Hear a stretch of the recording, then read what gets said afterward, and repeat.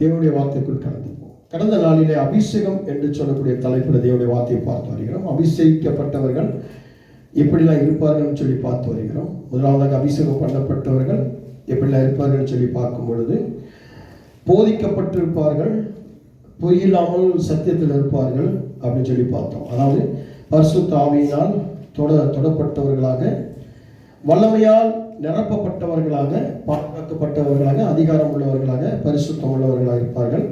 தேவனுக்காக பிரித்தெடுக்கப்பட்டிருப்பார்கள் என்று சொல்லி பார்த்தோம்.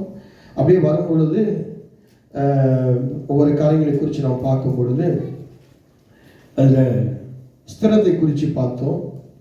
அப்புறம் அச்சாரத்தை குறித்து பார்த்தோம். குடும்பம் நடத்துவதை குறித்து பார்த்தோம். விவாகத்தை குறித்து பார்த்தோம்.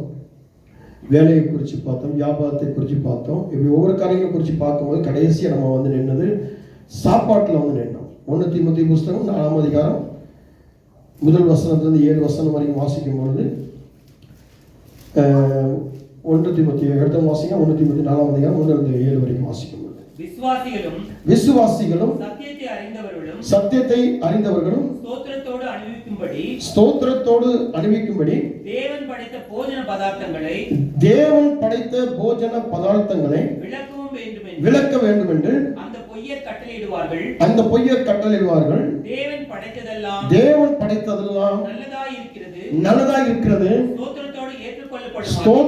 ஸ்தோத்திரத்தோடு ஏற்றுக்கொள்ளப்படுமாகில் ஒன்றும் தள்ளப்படத்தக்கதல்ல. அது தேவ வசனத்திலும் ஜெபத்தினாலும் ஆமென், ஜெபத்தினாலும் தேவனுடைய வசனத்தினாலும் பரிசுத்தமாக்கப்படும். ஓகே, ஆனால் அதே வசனம் என்ன சொல்கிறது அப்படின்னு சொல்லி பார்க்கும்போது, அபிஷேகம் பண்ணப்பட்டவர்கள் ஆவியினால் நடத்தப்படுகிறவர்கள். நம்ம ஆரம்பிக்கும் போது 1 யோவான் புஸ்தகத்தில் வாசித்தோம். நல்லா எத்தனை பேருக்கு அது தெரியும் தெரியல. 1 யோவான் புஸ்தகத்தில் நம்ம வாசிக்கும் பொழுது சொல்லப்பட்டது, நீங்கள் அவராலே பெற்ற அபிஷேகம் உங்களில் நிலைத்திருக்கிறது, ஒருவரும் உங்களுக்கு போதிக்க வேண்டுவதில்லை. அந்த அபிஷேகம் சகத்தின் குறித்து உங்களுக்கு போதிக்கிறது, அது சத்தியமாக இருக்கிறது, பொய்யல்ல. அப்போ சத்தியத்தை அறிகிற அறிவு உங்களுக்கு வேண்டும். சத்தியத்தை அறிவீர்கள், சத்தியம் உங்களை, சத்தியம் ரொம்ப முக்கியம். சத்தியம் எங்கேயோ அங்கே விடுதலையை தரும். சத்தியத்தை அறிகிற அறிவு நமக்கு வேண்டும். சத்தியம் அறியாமல் இருக்கக்கூடாது. இன்னைக்கு சத்தியம் அறியாமல் இருக்கிறதுனால என்ன பண்ணிடுறாங்க, தவறான உணவுகள்.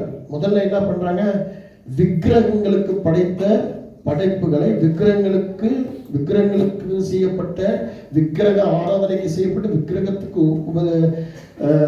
செய்யப்பட்ட ஒவ்வொரு காரியங்களையும் விசுவாசிகள் சாப்பிட்றாங்க. எப்படின்னா ஸ்தோத்திரம் பண்ணி, ஜெபம் பண்ணி, இந்த வார்த்தையை எடுத்துக்கிட்டு, அப்போ இந்த தப்பா எடுத்துக்கிட்டு அப்படின்னு சொல்லலாம். தப்பா எடுத்துக்கிட்டு இப்படிலாம் செய்யறாங்க அப்படின்னு சொல்லலாம்.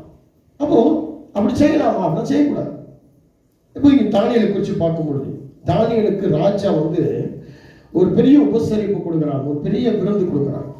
இன்னைக்கு பார்த்தீங்கன்னா நமக்கு ஒரு ராஜா மரியாதை கிடைக்குது அப்படின்னா, ராஜா வீட்டில் ஒரு சாப்பாடு கிடைக்குதுன்னா, ஒரு மந்திரி வீட்லேயோ, ஒரு எம்எல்ஏ வீட்லேயோ, ஒரு பிரதம வீட்லேயோ, அல்லது குடியரசுத் தலைவர்கள் வீட்லேயோ, ஜனாதிபதி வீட்லேயோ நமக்கு விருந்து கிடைக்குது அப்படின்னா நம்ம என்ன பண்ணுவோம், இப்போ இருக்கக்கூடிய சூழ்நிலையில் அதை மீடியாவில் போட்டுருவோம், ஃபேஸ்புக்கில் போட்டுருவோம், இன்ஸ்டாவில் போட்டுருவோம்.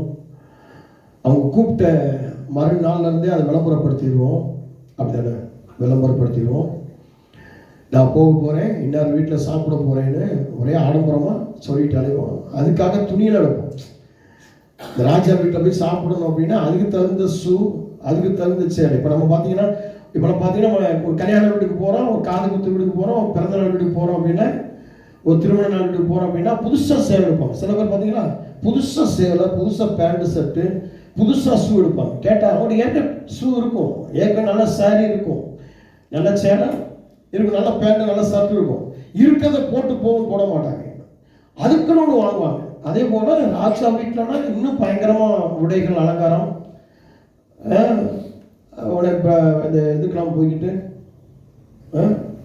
அலங்காரம்லாம் பண்ணிக்கிட்டு, க்ரீம்லாம் போட்டுக்கிட்டு இன்னும் கொஞ்சம் மெருகெல்லாம் ஏற்றுவோம். பார்த்துருக்கீங்களா? அது மாதிரி. ஆனால் இங்கே தானியேல் அப்படிப்பட்ட ஒரு பெரிய ராஜ்ய விருந்து, ராஜ்ய உபசரிப்பு அங்க இருக்கு. அங்க என்ன செய்யறாரு இவரு? முடியாது அப்படின்றாரு. தானியேல் எவ்வளவு முட்டாளா இருக்கான் பாருங்க. அந்த இடத்துல நம்ம இருந்திருந்தா இன்னைக்கு வரலாறுல நம்ம பேர் இருக்கும், ஹிஸ்டரி நம்ம பேர் இருக்கும். இந்த பொழைக்க தெரியாதவங்க பணம் இல்லை. அங்கே ஆண்டவர் எந்த சாப்பாடெல்லாம் விளக்க சொல்லியிருந்தாரோ அதெல்லாம் அங்கே சமைச்சு வைக்கப்பட்டிருந்தது. இரண்டாவது, அது விக்கிரகத்துக்காக சமைச்சு வைக்கப்பட்டிருந்தது, விக்கிரகத்துக்கு படைக்கப்பட்டிருந்தது, படைகள் பண்ணப்பட்டிருந்தது. அது விக்கிரகங்களுக்கு அது பலி செலுத்தப்பட்டிருந்தது. நல்ல கவனமாக கேட்கணும். அதனால இவர் அந்த ராஜ மரியாதையை, ராஜ உபசரிப்பை தடை பண்ணினார் அல்லது வேண்டாம் என்று சொல்லி வெறுத்தார். அதனால அவருக்கு பலியாச்சு, பனிஷ்மெண்ட் ஆச்சு. பரவாயில்ல, பனிஷ்மெண்ட் கொடுத்தாலும் பரவாயில்ல, என்னுடைய ஆண்டவருக்கு நான் உண்மையா இருப்பேன். அப்போ எதெல்லாம் அங்கே படைக்கப்பட்டிருந்துச்சு அப்படின்னு சொல்லி பார்க்கும் பொழுது, அசை போடாமை அல்லது குழம்பு பிளவுபடாமை. லேவியராகமம் 11ஆம் அதிகாரம் 3-8 வரை எழுதிக்கோங்க, வாசிக்க வேண்டாம். அது நமக்கு அந்த சப்ஜெக்டுக்குள்ள போல. இந்த அபிஷேகம் பண்ணப்பட்டவர்கள் எப்படி வாழணும்னு சொல்லி நான் பேசிட்டு போயிட்டு இருக்கிறேன். சரிங்களா? எப்படி இருக்கணும் பேச எழுதி மட்டும் வச்சுக்கோங்க. நீங்க வீட்டில் போய் ஆராய்ச்சி பண்ணி பாருங்க. லேவியராகமம் 11ஆம் அதிகாரம் 3-8 வரைக்கும் வாசித்தீங்கன்னா, அசை போடாமை அல்லது குழம்பு பிளவுபடாமை. அப்போ பன்றி, ஒட்டகம், முயல் போன்ற விலங்குகளை நாம சாப்பிடக்கூடாது. புரியுது? இரண்டாவதாக, செதில்களும் துடுப்புகளும் இல்லாமை உள்ள. அப்போ இது என்ன? லேவியராகமம் 11ஆம் அதிகாரம் 9-12 வரைக்கும் வாசிக்கலாம். அதுல இறால், நண்டு, கணவாய், செதில்கள் இல்லாத எல்லா மீன்களும் நீங்க சாப்பிடக்கூடாது. இருக்கீங்களா? இறால் சாப்பிடக்கூடாது, நண்டு சாப்பிடக்கூடாது, கணவாய் மீன் சாப்பிடக்கூடாது, செதில்கள் இல்லாத எந்த மீனும் சாப்பிடக்கூடாது. ஏன்னா நீயும் நானும் அபிஷேகம் பண்ணப்பட்டவர்கள். இருக்கீங்களா? அப்போ எங்க அபிஷேகத்தை இழந்து போனோம் இதுல தெரிஞ்சுக்கணும். எங்க விசுவாசத்தை இழந்து போனோம், எங்க ஆண்டவர் சமூகத்திலிருந்து தூரமாக்கப்பட்டோம். நம்ம ஒரு பாஸ்டர் சொல்லுவோம், நம்ம ஒரு ஊழியக்காரனை சொல்லுவோம், நம்ம பைபிள் ஒரு வார்த்தையை சொல்லுவோம், நம்ம குடும்பத்தில் ஒருத்தரை சொல்லுவோம், இவங்களால தான் அப்படின்னு சொல்லுவோம். ஆனா எங்க நம்ம அபிஷேகம் இழந்திருக்கு அப்படின்னு சொன்னா நம்முடைய உணவுகள் மூலமாக இழந்திருப்போம். அடுத்து பறவைகள் அப்படின்னு வரும்பொழுது எதெல்லாம் அசுத்தமானவைகள் அப்படின்னு சொல்லி பார்க்கும்போது 11ஆம் அதிகாரம் 13-19 வரைக்கும் கழுகு, பருந்து, காக்கா, ஆந்த, பிணம் தின்னக்கூடிய கழுகு, பிணம் தின்னக்கூடிய எல்லா பறவைகளும் நம்ம சாப்பிடக்கூடாது. கழுகு, பருந்து, காக்கா, ஆந்த, பிணம் தின்னக்கூடிய எந்த பறவைகளும் சாப்பிடக்கூடாது. அடுத்து என்ன சாப்பிடக்கூடாது அப்படின்னு சொல்லி பார்க்கும் பொழுது லேவியராகமம் 3ஆம் அதிகாரம் 17ஆம் வசனம், ரத்தம் சாப்பிடக்கூடாது, கொழுப்பும் சாப்பிடக்கூடாது. ரத்தமும் கொழுப்பும் சாப்பிடும். இதை யாரு அழகா இத சரிப்படுத்தி வந்துட்டு இருக்காங்கன்னா, இஸ்லாமியர்கள், யூதர்கள் இன்றைக்கும் இதை கடைபிடிச்சு வராங்க.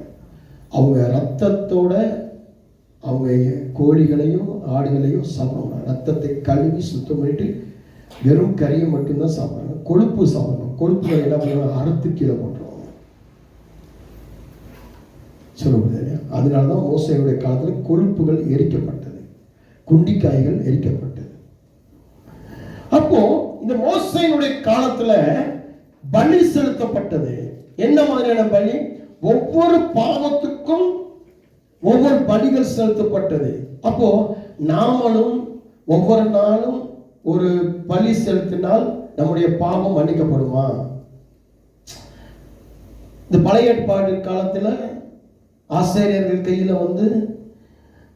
ஒரு குருவியை கொடுத்து, ஒரு கோழியை கொடுத்து, ஒரு சேவலை கொடுத்து, ஒரு ஆட்டுக்குட்டியை கொடுத்து, புறாவை கொடுத்து, இன்னைக்கு நான் அந்த பாவம் பண்ணினேன் அப்படின்னு சொன்னோடனே அந்த பாவத்தை சொல்லி அதை வெட்டி அந்த ரத்தத்தை பலி செலுத்தினார்கள். உடனே அவங்க பாவம் மன்னிக்கப்பட்டுச்சு. அப்போது நான் இன்னைக்கு சபைக்கு வந்துட்டேன், இன்னைக்கு நான் பாவத்தை அறிக்கை பண்ணிட்டேன், விட்டுட்டேன். திரும்பி நான் இந்த சபை விட்டு வெளியே போகணும், திரும்ப அதே பாவம், அதே மீறல், அதே அக்கிரமம் செஞ்சு அடுத்த மாதம் திரும்ப வந்து ஆண்டவர்கிட்ட பரிசுத்த முடியாது. ஏன்னா இயேசு கிறிஸ்து நமக்காக முற்றிலுமான பலியாய் மாறிட்டாரு. நம்ம என்ன விலை கொடுத்து வாங்கியிருக்கோம். இன்னைக்கு வந்து ஒரு பாஸ்டர்கிட்ட போய், பாஸ்டர் எனக்கு அபிஷேகம் வேணும் அப்படின்னா சொல்லுவான், வந்து இவ்வளோ ரூபா கட்டிடு, உனக்கு இத்தனை நாள் சப்ஜெக்ட் தரேன், அபிஷேகத்தை குறித்து பேசுகிறேன், அபிஷேகத்தை குறித்து ஒரு 10 வருஷத்தை எடுத்து ஒரு பாடம் கொடுப்பான். நீங்கள் போன உடனே தலையில் எண்ணெயை வச்சு அபிஷேகம் பண்ணி நீங்கள் அபிஷேகம் பண்ணலாம் அப்படின்னு சொல்லுவான். காசு கொடுத்து நீங்கள் அபிஷேகம் வாங்க முடியாது. ஒரு அப்போஸ்தலர்கள் ஒரு இடத்துக்கு போகும் பொழுது அங்கே ஒரு மந்திரவாதி வரான். இந்த மந்திரவாதி சொல்றான், நானும் உங்களை போல பிசாசுகளை துரத்த முடியுமா? அந்த வல்லமை கிடைக்குமா? எவ்வளவு பணம் செலுத்தணும்? அதுக்கு அந்த அப்போஸ்தலர்கள் சொல்றாங்க, பைபிள்ல அதெல்லாம் காசு கொடுத்து வாங்க முடியாது. அந்த அபிஷேகம் பரலோகத்திலிருந்து பிதாவாகி தேவனிடத்தில் வரக்கூடியது. எனக்கு அன்பான தேவனுடைய பிள்ளைகளே, எல்லாம் பிசாசு துரத்தலாம், எல்லாம் சாத்தானை கட்டலாம், எல்லாம் ஊழியம் பண்ணலாம் என்றது கிடையாது. யாரால் முடியும் அப்படின்றது. அப்போ எங்க அந்த ஒழுங்கு இருக்கு? வெறும் ரட்சிக்கப்பட்டு வெறும் ஞானஸ்தானம் எடுத்து வெறும் சபைக்கு வந்துட்டு போறது ஒரு கிறிஸ்தவன் கிடையாது. அந்த கிறிஸ்தவன் அதுக்கடுத்து சீசத்துவத்தை பெறணும். சீசத்துவத்தை பெற்றுக்கொண்டு அதுக்கடுத்து தேவனுடைய சாயலாய் தேவனுடைய பிள்ளையாய் மாறணும். அதுக்கடுத்து பரலோகத்தின் குடிமகனாக நம்ம மாற்றப்படணும். ஒரு நாட்டுக்கு நீங்கள் போகிறீங்க அப்படின்னா அந்த நாட்டில் நீங்கள் ஒரு 5 வருஷம் இருந்தீங்க அப்படின்னா போன உடனே உங்களுக்கு அங்கே ஓட்டு உரிமை கிடைக்காது. போன உடனே அங்கே கிரீன் கார்டு கிடைக்காது.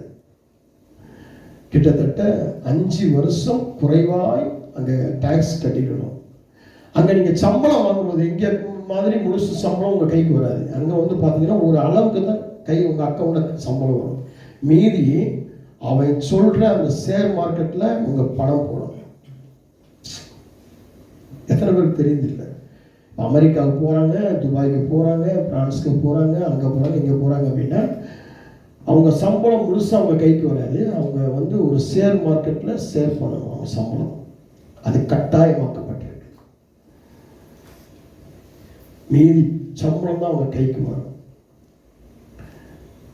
அப்போ இந்த மீதி சம்பளத்தை வச்சு என்ன பண்ணணும்? அல்லது ஷேர் மார்க்கெட்ல லாபம் வருமா நஷ்டம் வருமா? இது இவங்க கையில கிடைக்காது. அதை மறந்துடணும். நஷ்டமானால் அது கவர்மெண்ட்டுக்கு போயிடும், லாபமானால் இவங்க கைக்கு வந்து சேரும். புரியுது?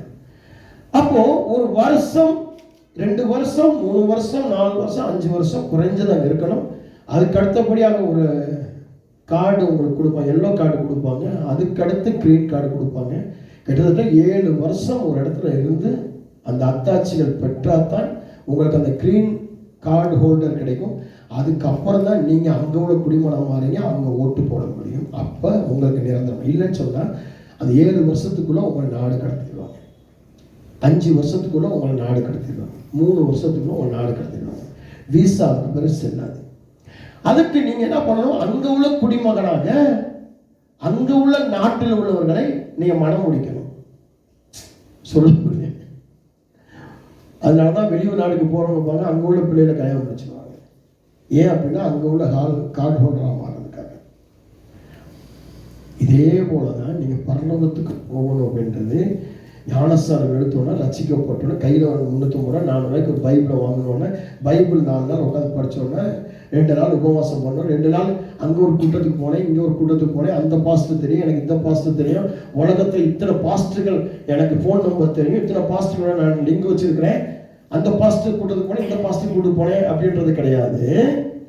நீங்கள் முதல்ல ரசிக்கப்படணும், ஞானஸ்தானம் எடுக்கணும், தேவனுடைய சபைக்கு வரணும், சீசத்துவத்தை பெறணும், அதுக்கடுத்து தேவனுடைய பிள்ளையாக மாறணும், அப்போ தேவனுடைய சாயலாக மாறணும், தேவனுடைய மாதிரியாக மாறணும்.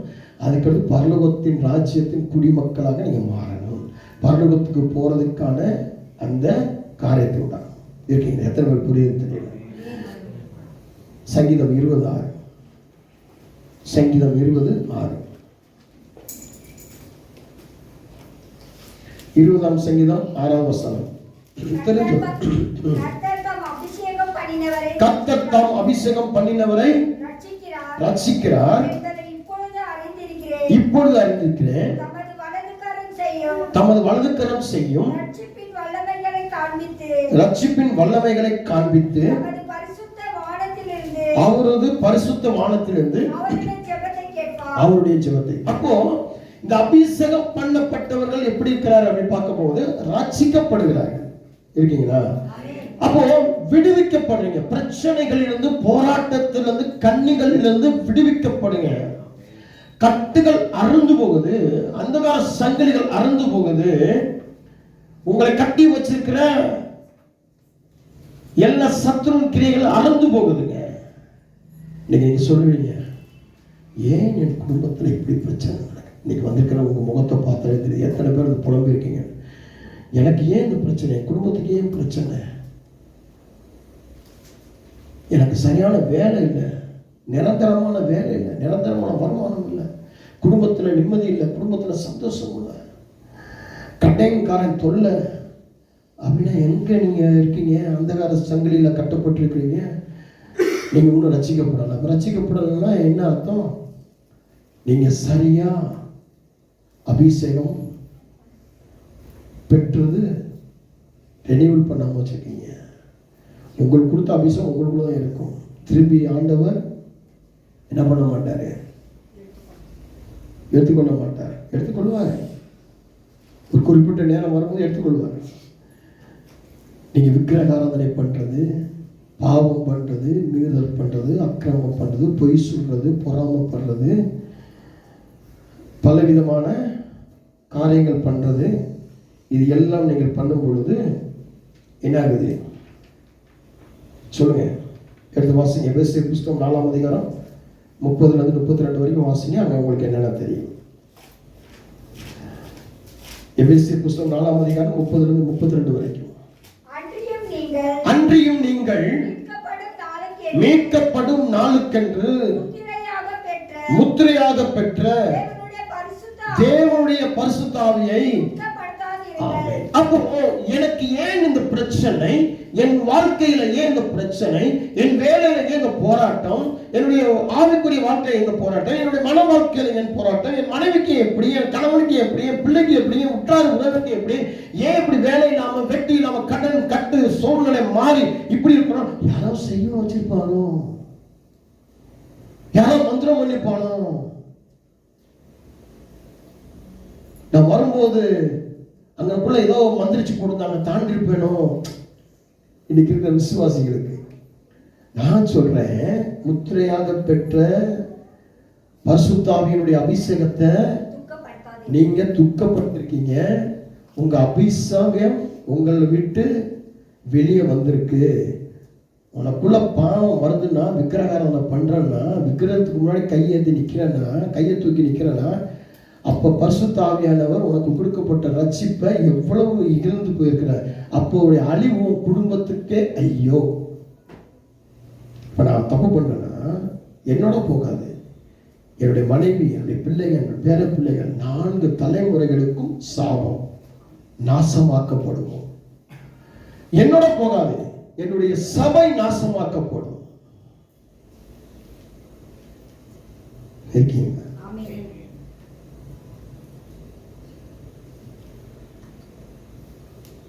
நான் பார்ப்பேன், இவங்க சரியில்லைன்னா அவங்க விட்டு தூரம் ஆயிடுவேன்.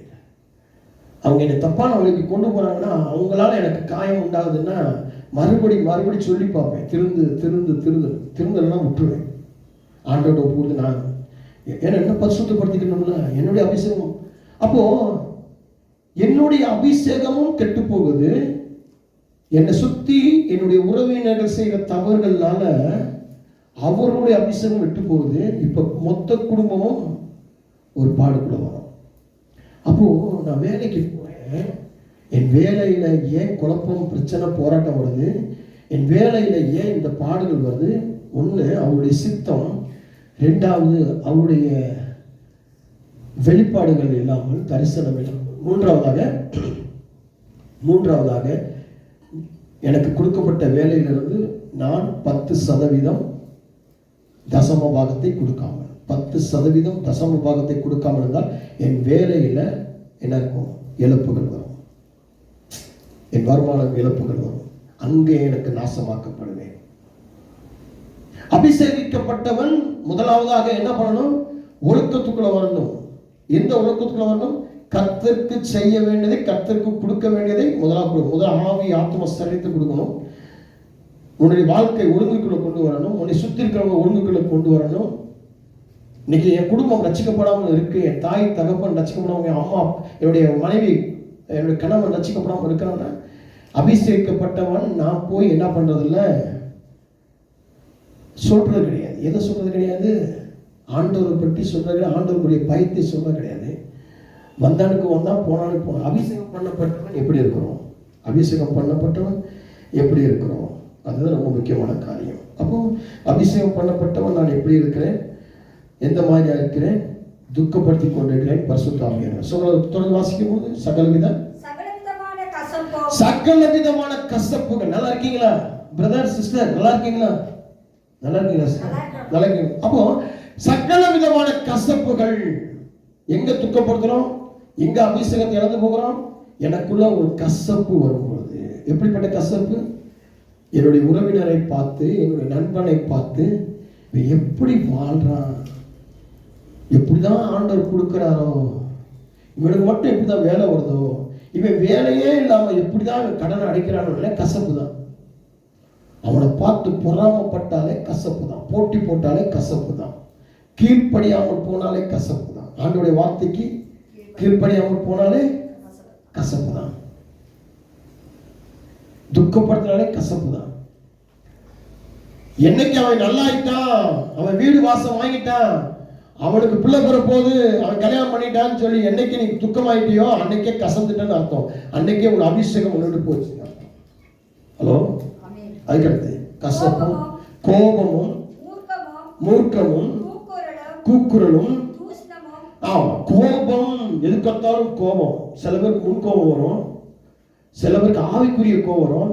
இப்படி சொல்லிட்டீங்க அப்படின்னு சொல்லி எனக்கெல்லாம் ஆவிக்குரிய கோபம் நிறைய வரும். காட்டுத்தனமா கத்திடுவேன்.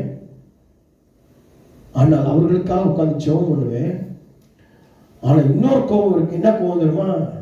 மூஞ்சிலே முழிக்க மாட்டாங்க. சில பேர் கோபப்பட்டுட்டு மூஞ்சிலே முழிக்க மாட்டாங்க. யாராவது என்னைய பார்க்கலன்னு நான் நினைப்பேன், இவங்க ஏதோ கோவப்பட்டிருக்காங்க, என்னைய அதான் மூஞ்சில முடிக்காம எனக்கு தெரியும். ரெண்டாவது அதை பார்க்கும் பொழுது மூர்க்கம். மூர்க்கம் என்ன? வெறி கொண்டு பேசுறது, சபிக்கிறது, எதுவுமே செய்யாமல் செஞ்சேன்னு சொல்லி மூர்க்கமாய் பேசுகிறது, எரிச்சலாய் பேச, மற்றவனுக்கு எரிச்சல் உண்டாக்குறது. அவன் கையில தண்ணி வாங்கி குடிச்சிட்டு அவனையே மூர்க்கமா பேசிட்டோம்னா அது நமக்கு ஐயோ. அடுத்து கூக்குரல், கத்துறது, வாழ் வாழ் வாழ் வாழ் வாழ் கத்துறது, தான் செஞ்ச தவறை மறைச்சு தன்னை நியாயப்படுத்துறது. ஏன்டா திருடுன? பசியா இருந்துச்சு, இத்தனை பேருக்கு நான் பங்கு வச்சேன், ஒரு பண்ணை திருடி இன்னொருத்தனுக்கு கொடுத்தேன். அது திருட்டு தான். நீ பண்ண திருடுனா திருட்டு தான். அதை வாங்கி இன்னும் பசியை ஆத்துன, அதெல்லாம் இங்கே வராது. இவன் ஜீவ புஸ்தகத்துல, ஞாபக புஸ்தகத்துல இவன் திருடி இத்தனை பேருக்கு கொடுத்தான் அப்படின்னு வராது. திருட்டுன்னு தான் எழுதி வைப்பார் ஆண்டவர். திருட்டுக்குரிய பாவத்துக்குரிய தண்டனை தான் இங்க கிடைக்கும். ஒரு நடிகர் ஒருத்தர் கார் வாங்கினாரு. அந்த காருக்கு ஒரு குறிப்பிட்ட டாக்ஸ் கட்டணும். டாக்ஸ் கட்ட ஒரு கட்டல. அவரு கவர்மெண்ட்ல கேஸ் போட்டாங்க. இவ்வளவு கோடிக்கு கார் வாங்கியிருக்க, இத்தனை லட்சம் இந்த இதில் இந்த ஹைகோர்ட்ல கட்டணும், இல்லைன்னா அந்த வண்டியை நான் சீல் வச்சிருவேன். அந்த வண்டி எங்க தயாரிக்கப்பட்டு எந்த நாட்டுல வந்துச்சோ அங்கே திரும்ப கப்பல் ஏற்றி விட்டுருவோம், இல்லாட்டா சீல் வச்சு கொண்டு ஹைகோர்ட்டை நிப்பாட்டுவோம் அப்படின்ட்டான். ஓடி போய் கெட்டு இல்லைங்களா? கடந்த நாட்கள் நடந்த விஷயம். அதே போல பிரியமான தேவனுடைய பிள்ளைகளே, அடுத்து தூஷணம், அதுக்கடுத்து எந்த துர்க்குணம், கெட்ட குணம் எதையுமே உங்களுக்குள்ள இருக்கும் என்று சொன்னால், ஒருவருக்கு ஒரு தயவா இல்லைன்னு சொன்னா, ஒருவருக்கு மனம் உருக்கமா இல்லைன்னு சொன்னா, நீங்களாம் தயவா பேசுறது யாரு? மனம் உருக்கமா பேசுறது யாரு? தேவன் மட்டும் தேவன் இருந்துச்சுன்னா அப்படியே மனம் உருக்கமா பேசுவாங்க.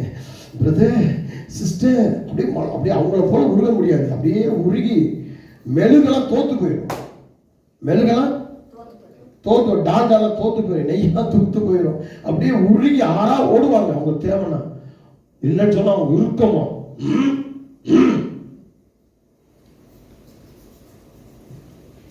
இந்த மாதிரி இருக்கும் போதெல்லாம் உன்னுடைய அபிஷேகம், அந்த முத்திரை போடப்பட்ட அபிஷேகம் பரிசுத்த ஆவியால் துக்கப்படுற வேதம் சொல்கிறது, குமாரனா இயேசு கிறிஸ்துவை துக்கப்படுத்தினாலும் உனக்கு மன்னிப்பு உண்டு. பரிசுத்த ஆவியானவரை துக்கப்படுத்தினாலும் மன்னிப்பே கிடையாது. நீ வாழும் நாட்கள் எல்லாம் வேதனை, துக்கம், அவமானம், இல்லாமை, வறுமை, கொடுமை, நோய், தீரா நோய், நோய் வந்து விடுதலை உண்டாகாதபடிக்கு கட்டப்படுவாய். நான் சொல்ல, பைபிள் சொல்லுது. ஏன்னா அது பாஸ்டர் ஞாயிற்றுக்கிழமை வந்து ஒரு ஆசீர்வாதமாக சொல்லி அனுப்புவார். பார்த்தா இந்த எப்படி சொல்லுவார், இது சத்தியத்தை அறிகிற சபை, பரலோகத்தினுடைய திறவுகோல், பரலோகத்துக்கு போற வாசல். நான் பரலோகத்தை பற்றி பேசுகிறேன், ஃபியூச்சரை பற்றி நான் பேசிட்டுங்க. இன்னைக்கு நீ வந்து இன்னைக்கு போனோமா, இன்னைக்கு கறி வாங்கணுமா, இன்னைக்கு சமைச்சோமா, இன்னைக்கு நல்லா சாப்பிட்டோமா, இன்னைக்கு தூங்கணுமா, இன்னைக்கு எதிர்ச்சோமா, இன்னைக்கு அப்பாடி இன்னைக்கு ஒரு நாள் முடிஞ்சு இல்லை. ஒவ்வொரு நாளையும் நீ கடக்கும்போது கர்த்தரோடு ஆவியில கடக்கிறாயா, இல்ல வெறுமையாய் ஆவியான துக்கப்படுத்தி கிடக்கிறாயா? உன்னுடைய அபிஷேகம் பாழாக்கப்படுதா, அங்க ரெனியூவல் பண்ணப்படுதா?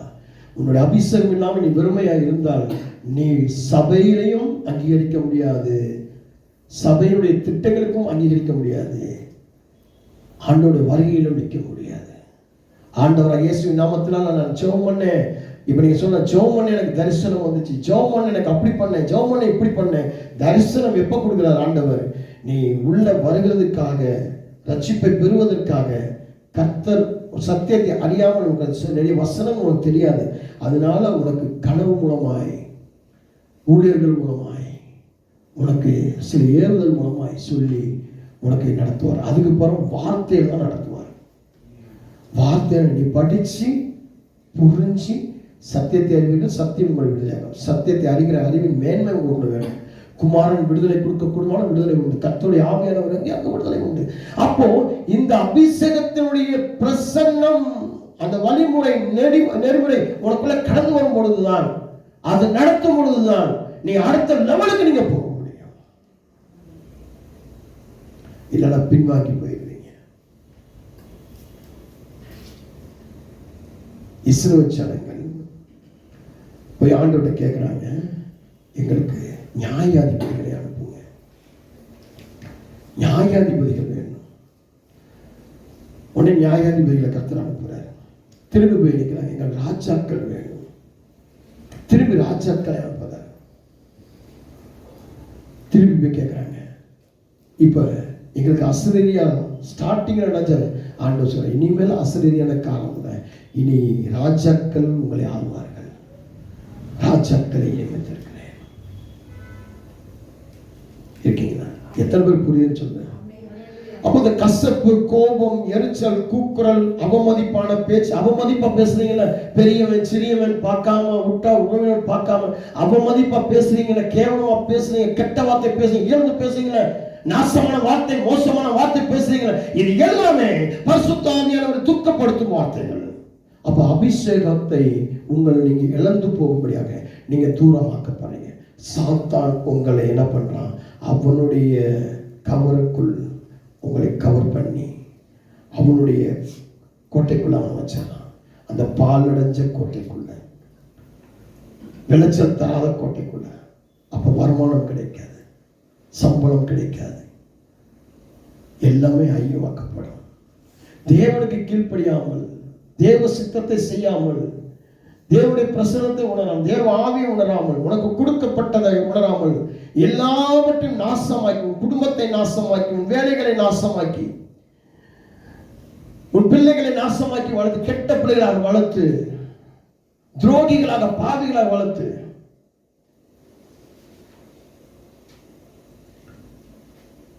சரீரங்களை பச்சை குத்த வச்சு, கெட்ட வாழ்க்கை நடத்தைகளுக்குள்ள கொண்டு போய், ஒழுங்கான வேலை செய்யாமல், உத்தமமான வேலை செய்யாமல், கீழ்ப்படிதல் இல்லாமல், சுறுசுறுப்பு இல்லாமல், சோம்பேறியாக இருந்தால் உனக்கு ஐயோ, உன் சந்ததிகளுக்கு ஐயோ. உன்னோட முடிஞ்சு போகாது, 4 தலைமுறைகள் நாசமாக்கப்படும். அதுதான் அபிஷேகம் கொடுத்தார் ஆண்டவர். இயேசு கிறிஸ்து எங்கேயாவது அந்நிய பாஷை பேசினாரா? இல்ல, அவர் பேசினது அரமேயம், எபிரேயம். அப்ப அந்நிய பாஷை எங்கிருந்து வந்துச்சு? அப்போஸ்தலன் பவுலுடைய நாட்கள்ல வந்துச்சு. அப்போஸ்தலன் நடவடிக்கைகள் 1 அதிகாரத்திலிருந்து தான் ஆரம்பமாகுது அந்நிய பாஷை. அப்ப எதுக்கு கொடுத்தார்? இந்த பரிசுத்தாவியை எதுக்கு கொடுத்தார்? நான் போகிறேன், நான் திரும்ப வரும்பொழுது உங்களை தேற்றுவார். உலகத்தை குறித்து, நீதியை குறித்து, நியாயத்தை குறித்து கண்டித்து உணர்த்துவார். யார் மூலமா? ஊழியக்காரர் மூலமாக, வார்த்தைகள் மூலமாக, பெரியவங்க மூலமாக, சின்னவங்க மூலமாக, சில நேரம் குழந்தைகள் கூட வந்து பேசும். அப்போது நான் ஹெட் வெயிட்டா, நான் பைபிள் படிக்கிறேன், நான் ஜெபம் பண்றேன், ஆண்டவர் பேசுறேன், என்கிட்ட வந்து பேசட்டும். ஒரு நண்பர் இருந்தாரு, ஆண்டவர் என்ன சொன்னாரு, அந்த நண்பர்கிட்ட போய் சொல்லு, ஊழியத்துக்கு அழைச்சிருக்கேன், ஊழியத்துக்கு வான்னு சொல்லு அப்படின்னாரு. நான் அந்த நண்பரோடு தொடர்பு கொண்டு பேசுறேன். ஆண்டவர் இப்படி சொன்னார், பிரதர், ஆண்டவர் உங்களை ஊழியத்துக்கு அழைச்சிருக்காரு. கிட்டத்தட்ட 55 வயசு, 58 வயசு தான், 56, 55 வயசு தான். ஆண்டவர் என்கிட்ட பேசட்டுமே,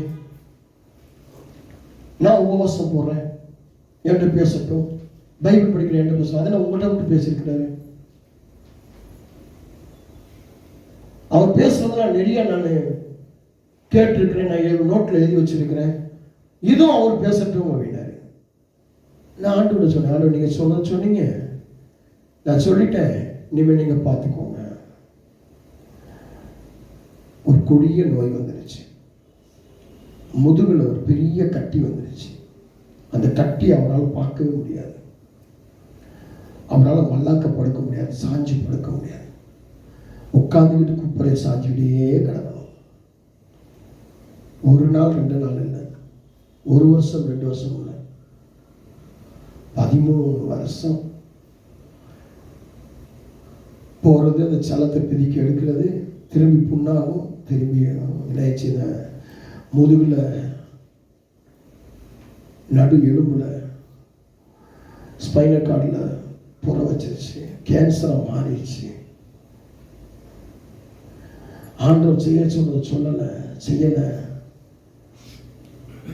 ஆண்டவர் வந்து பேசியிருக்கிறார், நீ இப்போ மறிக்க போற, உன் உயிர் எடுக்க போற.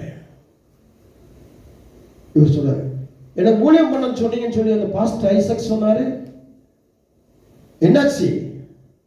நான் சொல்ல நீ கேட்கல, நான் அவனுக்கு பேச விட்டு நீ கேட்கல, நான் வந்து பேசணும்னு நினைச்சல, இப்ப நான் பேச உயிர் எடுக்க போறேன். இறந்து போயிட்டாரு. அந்த ஊழியக்காரன் இல்லை, இன்னைக்கு உயிரோடு இல்லை. பிரியமான தேவனுடைய பிள்ளைகளே, வைராக்கியம் இருக்கணும். உன்னை விட ஆண்டவர் வைராக்கியம் பெருசு.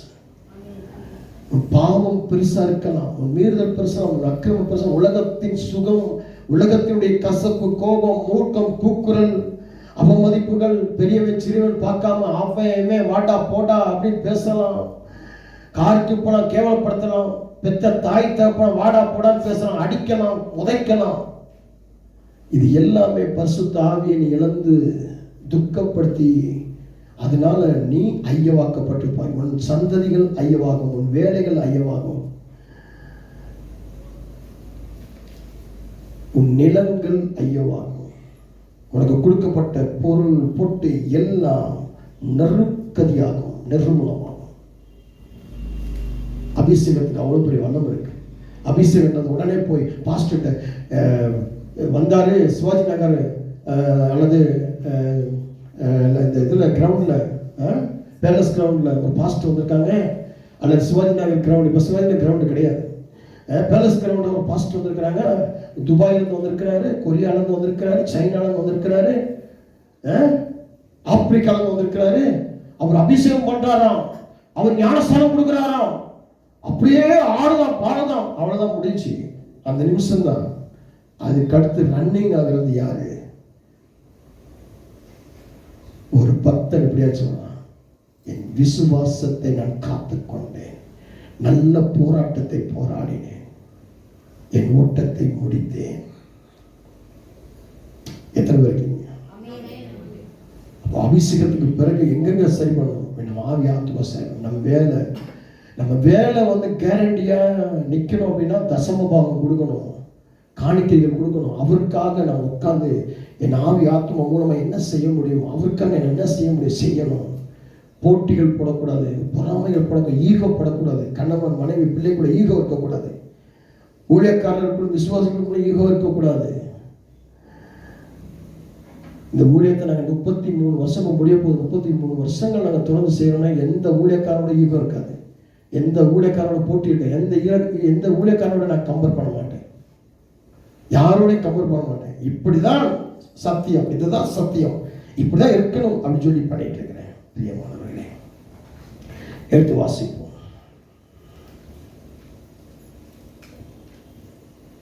அப்போஸ்தலர் 2ஆம் அதிகாரம் 17ஆம் வசனம்.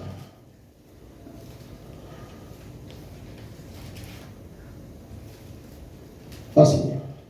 அப்போஸ்தலர் 2ஆம் அதிகாரம் 17ஆம் வசனம். மாம்சமான கடைசி நாட்களில் நான் மாம்சமான யாவர் மேலும் என் ஆவியை ஊற்றுவேன், அப்பொழுது உங்கள் குமாரத்திகளும் தீர்க்கதரிசனம் சொல்லுவார்கள். நல்ல கவனம் பாருங்க. உங்கள் பிள்ளைகள் மாம்சமான யாவர் மேலும் என் ஆவியை ஊற்றுவேன்னு சொல்லிட்டாரு. மாம்சமாக்குற எல்லார் மேலேயும் அபிஷேகம் கிடைக்கும். கடைசி நாட்களிலே ஆண்டவர் வருகைக்கு முன்பதாக ஒரு 10 நாளைக்கு முன்னாடி இல்லை, கடைசி காலம் கிருபையினுடைய காலத்துல, இந்த வாழ்கிற காலத்துல கிடைக்கும். நம்ம என்ன பண்ணணும்? நம்ம பிள்ளைங்களுக்கு தீர்க்க தரிசனம் சொல்லும்படியாக சங்கீதம் 8ல் சொன்னது போல பாலகர் வாயில அவருடைய வார்த்தைகளை வைத்து பேசுவார். நமக்கு கொடுக்கப்பட்ட அபிஷேகம் அப்படிப்பட்ட அபிஷேகத்தை கத்த வச்சுக்கிறார். பிள்ளைகள் மூலமா பேசுவாங்க. ஆனா அதனாலதான் பிள்ளைகளை சாத்தான் பறிச்சுக்கிட்டு போறது, அவன் எடுத்து அவன் கண்ட்ரோல்ல வச்சுக்கிறது. இன்னைக்கு எத்தனை பிள்ளைங்க காதல் பண்றாங்க, எத்தனை பிள்ளைகள் விபச்சாரம் பண்ண, எத்தனை பிள்ளைகள் போத வஸ்துகள், எத்தனை பிள்ளைகள் தன் சரீரத்தை கீறி கொண்டு, எத்தனை பேர் குண்டு இதெல்லாம் மாட்டிட்டு அலையிறாங்க, எத்தனை பிள்ளைகள் சரீரத்துல பச்சை குதிக்கிறாங்க. காரணம் என்ன தெரியுமா? பிள்ளைகளை தீர்க்கதரிசியாக வைப்பேன்னு சொன்ன தேவன், அவர் வாயில வார்த்தைகளை வைக்கிறேன் தேவன் வார்த்தையை பொய்யாக்கும்படியாக பிசாசம் போடுற திட்டம். அதை அவமாக்குறவன் நம்முடைய தேவன். அவமாக்குவார். இருக்கீங்களா? மாம்சமான யாவருக்குமே அபிஷேகம் கிடைக்கும். இவங்களுக்கு தான் கிடைக்கும். இவங்க ஒரு 21 நாள் உபவாசம் போடத்தான் அபிஷேகம், ஒரு 40 நாள் உபவாசம் போடத்தான் அபிஷேகம் அப்படின்றது கிடையாது. எல்லாருக்குமே அபிஷேகம் உண்டு. எல்லாருமே அபிஷேகம் ஊற்றுவாரு. ஆனால் அபிஷேகத்தை தக்க வச்சுக்கிறது உன் கையில இருக்கு. நீ பரிசுத்த ஆவியானவரை அந்த அபிஷேகத்தை துக்கப்படுத்தாது, கலங்கடிக்காதபடிக்கு முன்ன மாத்திக்கணும். சோம்பேறித்தனத்திலிருந்து வெளியே வரணும். சொல் பேச்சு கேட்கணும். முதல்ல கீழ்ப்படிதலுக்குள்ள கொண்டு வரணும். அந்த கீழ்ப்படிதல் உன் வாழ்க்கையை மாற்றும். எத்தனை பேருக்கு தெரியல, நேற்றுக்கு இதுல போட்டிருந்தேன். எத்தனை பேர் படிச்சீங்க? இதுல போட்டு பார்த்தீங்களா? யார் எத்தனை பேர் பார்த்தீங்க? யாரும் பார்க்கல? கிருபை நிலைப்பு வாட்ஸ்அப் குரூப்பை பார்க்கவே இல்லையா? எத்தனை பேர் பார்த்தீங்க? என்ன படிச்சீங்க? என்ன போட்டிருந்தேன்? என்ன படிச்சேன்? பார்த்தேன்னு சொல்லி கை தூக்குறேன். என்ன படிச்சேன்? அப்ப பார்க்கல, அப்ப படிக்கல. படிச்சவங்க வாசிங்க பார்க்கலாம். தேவனுடைய வார்த்தைக்கு நீங்கள் கீழ்ப்படிந்து நடக்கும்போது அவருடைய பலத்த கரம் உங்களை காத்துக்கொள்ளும் என்பதில் எந்தவித சந்தேகம் இல்லை.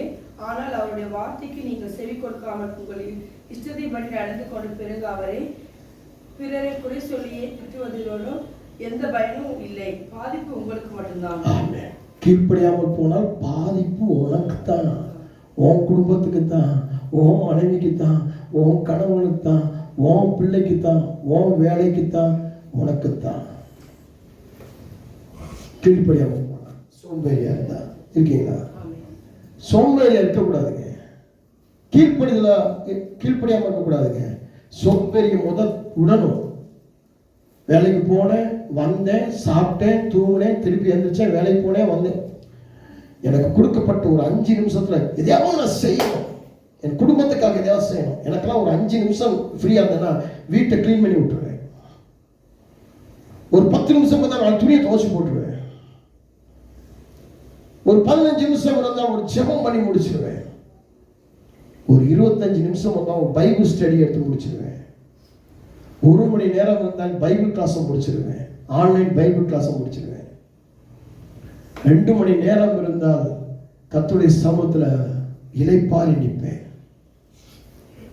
சோம்பேறியாக இருக்க மாட்டேன். ஏதாவது ஒரு நேரம் இருந்துச்சுன்னா ஒரு வாக்கிங் போயாவது என்னை பலப்படுத்திக்கிறேன், என் சரீரத்தை பலப்படுத்திக்கிறேன், ஹெல்த்தி ஆக்கிக்கிறேன். சோம்பேறிய படுத்து கிடக்க மாட்டேன். நைட்டு 12:30 மணி 1 மணிக்கு நான் படுக்கைக்கு போவேன். ஆனால் போனோன்னா படுக்க மாட்டேன், பைபிள் படிப்பேன். பைபிள் வந்து ஃபோன்லேயோ, எனக்கு டேப் இருக்குது, டேபிளில் பைபிள் படிக்க மாட்டேன் பிரதர். மொபைலில் பைபிள் படிக்க மாட்டேன். எனக்கு லேப்டாப் வாங்கி கொடுத்துருக்கு பெரிய பொண்ணு, அதுலேயும் பைபிள் படிக்க மாட்டேன். பைபிளில் தான் படிப்பேன். இந்த பேப்பரில் எழுதி வச்சிருக்கேன்னா அதோடைய அந்த கோடு மட்டும்தான் அதில் எழுதி வச்சுப்பேன். வசனம் பூரா இதில் தான் எடுத்து படிச்சுட்டு இருக்கேன். இப்போ நான் கடைசியாக படித்த வசனத்தை இதெல்லாம் படிச்சுக்கேன், இதில் தான் இருக்கும். இதுதான் என்னுடைய இருபுறம் கற்குள்ள பட்டயம். இதுதான் என் கையில் இருக்கும். நான் வெளியே போகும்போதெல்லாம் இது இருக்கும். காரில் ஒரு பைபிள் வச்சிருப்பேன். நான் படுக்கிற ரூமில் ஒரு பைபிள் வச்சிருப்பேன். செல்ஃபில் 4-5 பைபிள் வச்சிருப்பேன். முன்னாடி ஹாலில் ஒரு 7-8 பைபிள் வச்சிருப்பேன். எது கையில் கிடைக்குதோ ஏதாவது எடுத்து பைபிள் படிச்சுட்டே இருப்பேன். ஒவ்வொன்றையும் ஒவ்வொரு பேப்பர் மார்க்கர் வச்சிருப்பேன். ஏன்னா என் அபிஷேகத்தை நான் ரெனியூவல் பண்ணிக்கிட்டே இருப்பேன். எந்த இடத்துலையும் துக்கப்படுத்த மாட்டேன். அதே போல் என் சூழ்ந்திருக்கிற என் மனைவியை கண்டிச்சுக்கிட்டே இருப்பேன். என் பிள்ளைகளை கண்டிச்சுட்டே இருப்பேன். என் உறவினர்களை கண்டிச்சுட்டே இருப்பேன். பக்கத்து வீட்டுக்காரனை கண்டிச்சுட்டே இருப்பேன். ஏற்ற வீட்டுக்காரனை கண்டிச்சுட்டே இருப்பேன். என் வீட்டுக்கு முன்னாடி போன வாரம் ஒரு வாலிப பிள்ளை, 16-15 வயசு பிள்ளை, அவனுக்கு ஒரு 15-16-17 வயசு இருக்கும். எங்கள் வீட்டு வாசலில் கேட்டுக்கிட்ட கட்டி பிடிச்சி முத்தம் கொடுத்து நிற்கிறாங்க. ஒரு 8-8:30 மணிக்கு வெளியே வந்து கோபமாக கத்தினேன். அதுவும் சரி, எனக்கு அபிஷேகம் பண்ணப்பட்டவன் என் முன்னாடி பாவம் நடக்கக்கூடாது, நடக்க விடக்கூடாது. எனக்கு என்ன, நான் போயிட்டு இருக்கோம், நானும் பாஸ்டமும் 2 வீலர்ல போயிட்டு இருக்கிறோம். மேலே இந்த பாலம் ஏறி இறங்குறோம், பனஸ்வாடியிலிருந்து போறோம், MS நகர் தாண்டுறோம், இந்தியன் ஆயில் பிரிட்ஜை தாண்டுறோம். நிறைய வண்டி நிக்குது, நிறைய கார் நிக்குது. ஒரு ஆக்சிடென்ட், ரத்தம் அவ்வளவு ஆறு மாதிரி போய் கிடக்கு. நின்று பார்த்து அந்த வண்டியில் ஏற்றி ஆம்புலன்ஸில் போகிறீங்க ஜாம் பண்ணிட்டு, எனக்கென்ன நான் போய் சேரலை, நாங்கள் போக வேண்டிய இடத்துக்கு போகல, அதுக்கும் ஜாம் பண்ணி போயிட்டு. அதான் அபிஷேகம் பண்ணப்பட்டவன். சுயநலமாய் நீ இருக்கிற, சுயநலமா பேசுற, நான் வாழ்ந்தா போதும், மற்றவங்க எப்படி போனால் போகட்டும் அப்படின்னா அபிஷேகம் இல்லை. நீ பரிசுத்த ஆவியானவரை, அபிஷேகிக்கப்பட்டவரை நீ கோபப்படுத்தியிருக்க, துக்கப்படுத்தியிருக்க. உனக்கு கொடுக்கப்பட்ட பொறுப்பை, ஒரு ஜெப நேரத்தை நீ கொடுக்காமல் இருக்கிற, ஒரு வேத வாசிப்பை கொடுக்காமல் இருக்கிற, பரிசுத்த ஆவியானவரை துக்கப்படுத்துற, உன் அபிஷேகம் அங்கே அழுக்காக்கப்படுது. சபை நேரத்தை ஆண்டவருக்கு கொடுக்காமல் அதை உனக்காக மற்றவர்களுக்காக கொடுக்கிறான்னு சொன்னா அதுவும் ஆண்டவருடைய ஆவியானவர் கோபப்படுத்தும். அதுவும் உனக்கு ஐயவா மாறும். ஆண்டவருடைய நாளை உன் வேலைக்கோ வியாபாரத்துக்கோ வேலை அங்கே கேள்விக்குறியாக மாறும். இருக்கீங்களா? புரியல, நிறைய பேர் புரியல. எனக்கு நேரம் இல்லைன்னு என்னைக்கு நீ சொல்ல ஆரம்பிச்சு, பைபிள் படிக்க நேரம் இல்லை, ஜெபம் பண்ண நேரம் இல்லை, எனக்கு வேலை, எனக்கு டார்கெட் போட்டான் அப்படின்னு சொன்னீங்க, அன்னைக்கே உங்களுடைய ஆவிக்குரிய டார்கெட்ல இருந்து நீ பரலோகத்துக்கு போக முடியாது. உன்னுடைய ஜீவ புஸ்தகத்துல பெயர்கள் கிறுக்கப்பட்டாச்சு, உன் சாட்சி அலங்கோலம் ஆயிடுச்சு.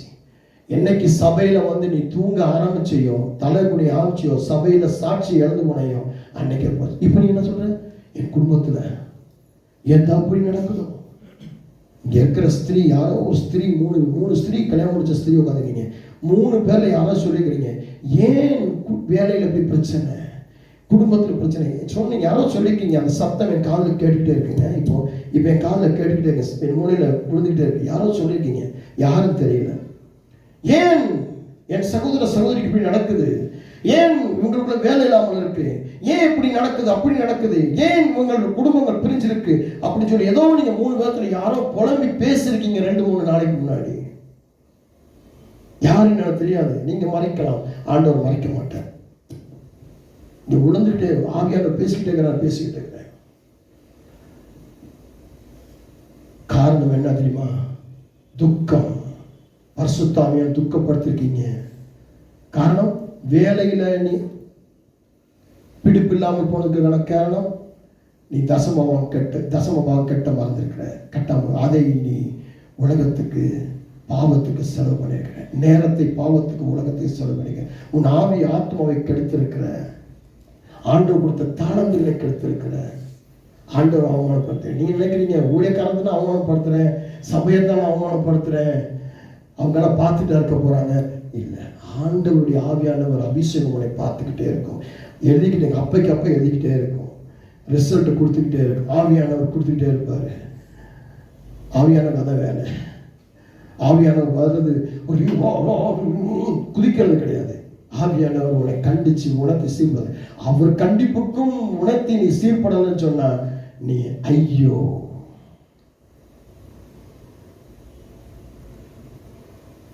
உன் வீட்டுக்குள்ள ஜெபங்களை கொண்டு வரணும், உன் வீட்டுக்குள்ள ஐக்கியத்தை கொண்டு வரணும், ஒழுக்கத்தை கொண்டு வரணும், பாவம் மன்னிப்பை கொண்டு வரணும், மனம் திரும்புதலை கொண்டு வரணும், அக்கிரமத்தை உணரணும், பாவத்தை உணரணும், மீறுதலை உணரணும், கீழ்ப்படியாமல் உணரணும். அதை வேதம் சொல்லுது. கர்த்தர் தாம் அபிஷேகம் பண்ணினவரை ரட்சிக்கிறார் என்பதை இப்பொழுது அறிந்திருக்கிறேன். தமது வலதுகரம் செய்யும் ரட்சிப்பின் வல்லமைகளை காண்பித்து அவர் ரட்சிப்பின் வல்லமைகளை உங்களை காண்பிப்பார். அதிசயம் வேணும், எங்களுக்கு அதிசயம் வேணும் ஆண்டவரே, அற்புதம் வேண்டாம், ஜெபம் பண்ணாத. அதிசயம் அற்புதம்னா என்ன? அதிசயம் அற்புதம்னா என்ன? கடந்த நாளில் பில்கேட்ஸ் வந்து ஒரு கெமிக்கலை தூவி விட்டு இந்தியாவில் மழை வர வச்சான். சாதாரணமா ஒரு ஆலங்கட்டி மழை வந்தா அந்த ஐஸ் கட்டி கையில் எடுக்கும் கரையும். ஆனால் 3 நாள் 4 நாள் ஆகி அந்த ஐஸ் கட்டி கரையில, அந்த ஆலங்கட்டி கரையில. அப்ப என்ன? அது ரசாயனம். சில பேர் சொல்றாங்க, அந்த மழை என்னுடைய சரீரத்தில் விழும்போது என்னுடைய சரீரத்தில் வெள்ளை வெள்ளையாச்சு, வெண்புள்ளியாச்சு, என்னுடைய துணிகளை விழும்போது துணி வெந்து போச்சு அப்படின்னா ரசாயனம், கெமிக்கல். எதுக்கு உண்டாக்கியிருக்காங்க மழை? மார்ச் மாதம் மழையே இல்லையா, இயற்கையில மழையே இல்லையா. இப்போ செயற்கை மழை எதுக்கு? அவன் மருத்துவத்தை உருவாக்கி இருக்கிறான், சில டாக்டர்ஸை உருவாக்கியிருக்கான், சில மருந்துகளை உருவாக்கியிருக்கான். அதை விற்கணும், அந்த கெமிக்கல்களை விற்கணும். அதுக்காக செய்யப்பட்ட ஒரு காரியம். அதான் சொன்னாங்க, மழையில நனைஞ்சா உங்களுக்கு இல்லாத வியாதிலாம் வரும், நனையாதீங்க. ஆனால் அப்படி சொல்லியும் நிறைய பேர் நனைஞ்சு நீங்க நிறைய பேர் இன்ஃபெக்ஷன் ஆயிருக்காங்க. இருக்கீங்களா?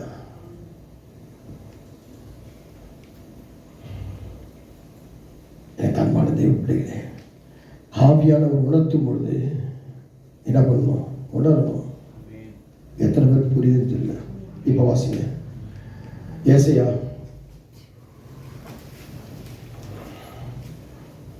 11ஆம் அதிகாரம். ஏசாயா புத்தகத்தை எடுத்துக்கோங்க, 11ஆம் அதிகாரத்தை எடுத்துக்கோங்க. ஐசையா சாப்டர் 11 எடுத்துக்கிட்டீங்கன்னா எடுத்துக்கோங்க. அதுல 2வது வசனம் வாசிங்க. ஞானத்தையும் உணர்வையும் அருளும் ஆவியும் ஆலோசனையும் பலனையும் அருளும் ஆவியும் அறிவையும் கர்த்தருக்கு பயப்படுகிற பயத்தையும் அருளும் ஆவியுமாகிய கர்த்தருடைய ஆவியானவர் அவர் மேல் தங்கியிருப்பார். எனக்கு ஞானத்தையும் உணர்வையும் கொடுக்கக்கூடிய பரிசுத்த ஆவியானவர், அந்த அபிஷேகம், ஆலோசனையையும் பலத்தையும் கொடுக்கக்கூடிய ஆவியானவர், அறிவையும் கர்த்தருக்கு பயப்படுகிற பயத்தையும் கொடுக்கிற ஆவியானவர், அந்த ஆவியானவர் அவர்கள் மேல் இருப்பார். மூணாவது வசனம், கர்த்தருக்கு பயப்படுதல் அவருக்கு உகந்த வாசனையா இருக்கும். அவர் கண் கண்டபடி நியாயம் தீர்க்காமலும் தமது காது கேட்டபடி தீர்ப்பு செய்யாமலும். ஆமென். அவர் கண்ணில் பார்க்கிறதும் காதுல கேட்கிறதையும் தீர்ப்பு செய்ய மாட்டாங்க நம்முடைய ஆண்டவர். பரிசுத்த ஆவியானவர் என்ன கொடுக்கிறாரோ அதுதான். இருக்கீங்களா? அதான் லூக்கா 4ஆம் அதிகாரத்தை வாசிக்கும் போது கர்த்தருடைய ஆவியானவர் என் மேல இருக்கிறார். இதோடைய தொடர்ச்சியை அடுத்த வாரத்தில் பார்ப்போம். ஆமென். இது உங்களுக்கு பிரோஜனமா இருக்கும். அந்த அபிஷேகம் பிரோஜனமா இருக்கும்னு நினைக்கிறேன். அப்படி பிரோஜனமா இருந்தால் நீங்க என்ன பண்ணுங்க, வெப்சைட்டுக்குள்ள போய் கிருபை புதுவாழ்வு ஊழியங்கள் வெப்சைட்டுக்குள்ள போய் உங்க சாட்சிகளையும் உங்களுடைய கமெண்ட்களையும் பதிவிடுங்க. நிறைய பேருக்கு இந்த மெசேஜ்களை அனுப்பி கொடுங்க, சென்ட் பண்ணி கொடுங்க. சரிங்களா? இது கடைசி நாட்கள் ஊழியம் பண்ணுங்க. இது ஒரு ஊழியம், மகா பெரிய ஊழியம். சபையை கட்டுங்க, சபைக்கு ஆத்துமாக்களை கொண்டு வாங்க. நிறைய பேர் சபையில் கொண்டு வந்து நிரப்புங்க. இனி சபைக்கு வர்றதுக்கு பாஸ்டர் ஜெபம் பண்ண மாட்டார், பாஸ்டர் ஜெபம் பண்ண மாட்டாங்க. விசுவாசிகள் கூடி ஜெபம் பண்ணி விசுவாசிகள் ஆத்துமாக்களை அபிஷேகம் பண்ணப்பட்டிருந்தால், அபிஷேகம் உங்களுக்குள்ள வெளிச்சமாக இருந்தால், உப்பாக இருந்தால், வெளிச்சமாக இருந்தால், அது மற்றவர்களுக்கு போய் கொண்டு வர முடியும். இதோடைய தொடர்ச்சி அர்த்தத்தில் பார்ப்போம். இது வரைக்கும் உங்கள் பிரோஜனமாக இருக்கு நான் நம்புகிறேன், விசுவாசிக்கிறேன். அன்பின் ஆண்டவரே, அபிஷேகம் என்று சொல்லக்கூடிய தலைப்பில் இந்த 3 பாகங்களாக இந்த பிள்ளைகளுக்கு அபிஷேகத்தை குறித்து ஒவ்வொரு விளக்கங்களையும் ஆவியானவர் சொன்னபடியே இயேசு கிறிஸ்துவின் நாமத்தினால் நான் சொல்லி விடைக்கிறேன். கேட்டவர்கள் அதனுடைய ஆசீர்வாதத்தையும் அதனுடைய விடுதலையும் அதனுடைய சமாதானத்தையும் பெற்றுக்கொள்ளட்டும். இனி ஆண்டவரை குறை சொல்லாமல், ஊழியக்காரர்களை குறை சொல்லாமல், தேவனுடைய வார்த்தையை வாக்குத்தத்தத்தை குறை சொல்லாமல், அவர்களுக்குள்ள இருக்கக்கூடிய மூர்க்கம், அந்த சத்தம், கூக்குரல், பாவம், கசப்புகளை விட்டு மனம் திரும்பட்டும். மனம் திரும்ப இடத்துல நீங்க இருக்கிறீங்கன்னு சொல்லி எனக்கு பார்க்கிறோம். மாம்சமனை யாவர் வேணும் நாவை விட்டுவேன்னு சொல்லி அபிஷேகம் பண்ணுவேன்னு சொல்லி வாக்கு கொடுத்துருக்கீங்க. நீங்க வாக்கு மாறாதவர். அப்படியே ஊர் நடத்துங்க. இந்த நாள் எக்ஸாம் எழுத போகிற பிள்ளைகளை ஆசிரியங்க. எக்ஸாமில் பாஸ் ஆகட்டும். ஸ்கூல் ஃபீஸ், காலேஜ் ஃபீஸ் கட்ட முடியாதவங்களை கட்டட்டும். Hall ticket வாங்கட்டும். அவமானப்படாதபடிக்கு தொடர்ந்து குடும்பங்கள் நடத்தட்டும். உண்மை உத்தமமான சபை வளரட்டும். ஊழியர்கள் பெருகட்டும். ஊழியக்காரர்கள் பாதுகாக்கப்பட்டும், ஆசிரியக்கப்படும். இயேசுவின் நாமத்தினால் பிதாவே, ஆமென். கர்த்தர் உங்கள் அனைவரும் கர்த்தர் உங்களை ஆசீர்வதிப்பார். God bless you all.